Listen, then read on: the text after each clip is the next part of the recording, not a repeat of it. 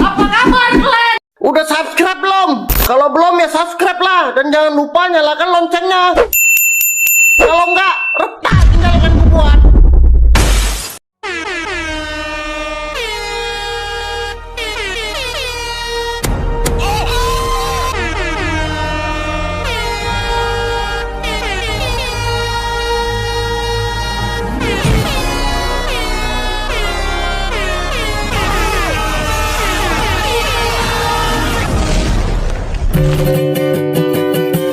Assalamualaikum warahmatullahi wabarakatuh. Perkenalkan, nama saya Sugiarto dari 12 Mia 5, nomor absen 34. Di sini saya akan membuat video hasil resensi saya dalam membaca novel Jejak Langkah karya Pramudia Anantatur. Novel ini memiliki tebal 724 halaman. Ya Allah, aku pasrahkan diriku sepenuhnya pada saat ini kepada penguasa langit dan bumi. Kalau aku ikhlas, ya Allah, aku ikhlas. Ada, biye. Ada. Umat. Ada. Biye, ada. Umat. Biye, ada. Biye. Berikut ini rangkuman singkat dari novel Jejak Langkah. Cekidot. Tapi bohong. Pada siapa kita minta bantuan saat kita tidak tahu arah? Pada peta. Benar, kalian katakan peta. Peta. Katakan lagi. Peta. Lebih keras. Peta. A few moments later.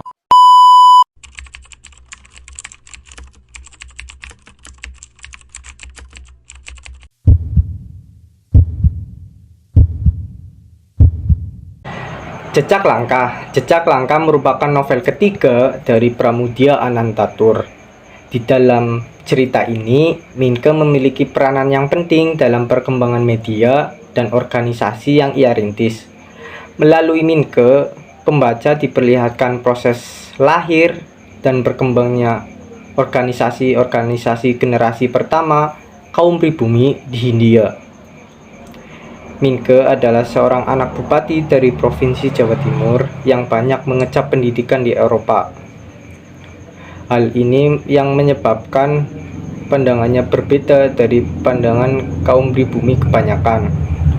Minke memasuki sekolah Stovia atau dokter Jawa.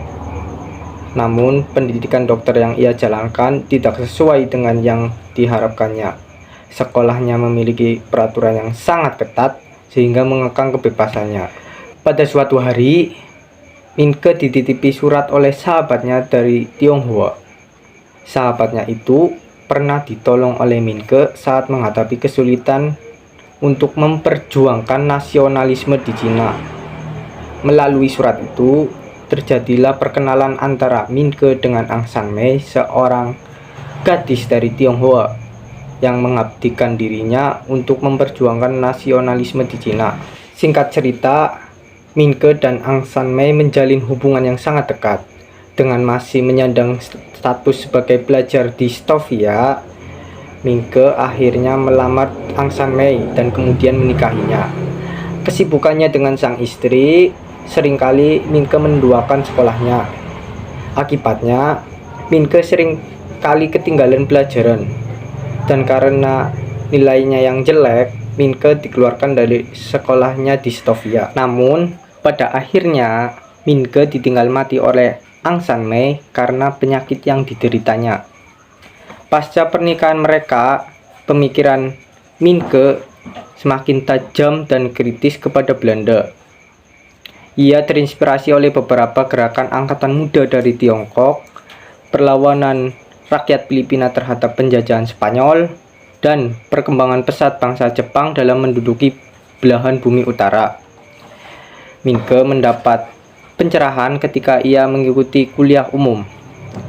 Dr. Wahidin Sudirohusodo memberikan penekanan kepada murid-muridnya untuk berorganisasi. Dengan berorganisasi, maka kaum pribumi akan bangkit dan memiliki kesadaran bangsa. Dari kuliah umum tersebut, Minke segera bergerak untuk membentuk sebuah organisasi dan kemudian terbentuklah organisasi yang bernama Syarikat Priayi. Bersamaan dengan itu, Minke mendirikan sebuah penerbitan koran mingguan yang bernama Medan Priayi sebagai tempat untuk mengeluarkan pendapat, keluh kesah, edukasi hukum, sumber informasi, pengaduan hukum dari kaum pribumi. Tidak lama kemudian, Minke mendapat tawaran dari kawannya Raden Tomo untuk bergabung dalam organisasinya yaitu Budi Utomo. Tanpa ragu, akhirnya Minke ikut bergabung dengan organisasi tersebut.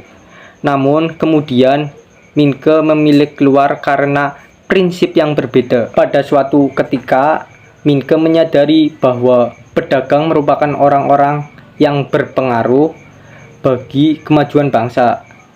Dari pemikirannya tersebut, akhirnya Minke membuat sebuah organisasi baru yang bernama Syarikat Dagang Islam atau SDI.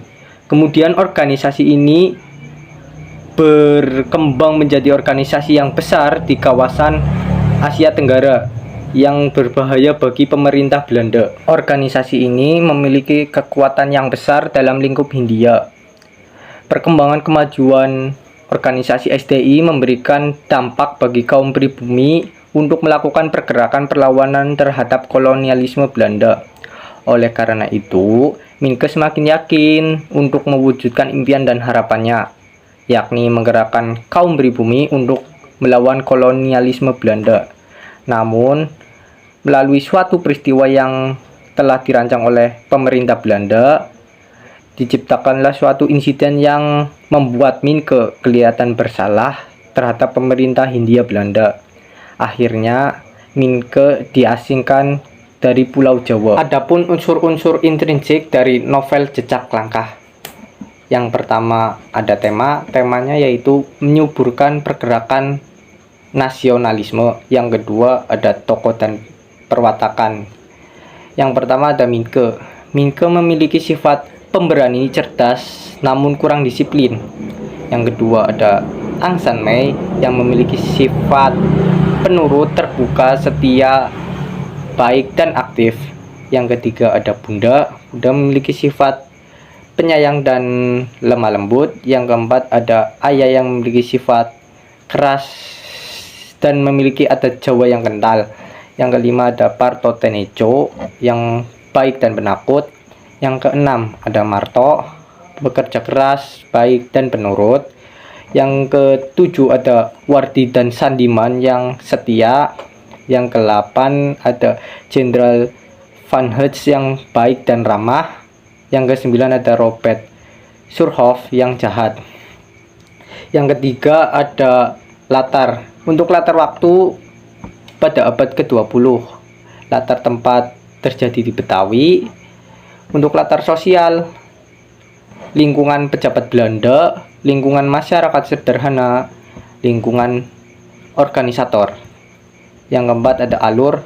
Untuk alurnya yaitu alur maju karena sesuai dengan urutan waktu. Yang kelima ada amanat. Amanat dari novel tadi yaitu suburkanlah pergerakan nasionalisme untuk kemajuan bangsa dan negara. Yang dalam novel ini mengamanatkan bagaimana pentingnya berorganisasi, sekolah, dan menulis bagi bangsa pribumi. Sekian, terima kasih.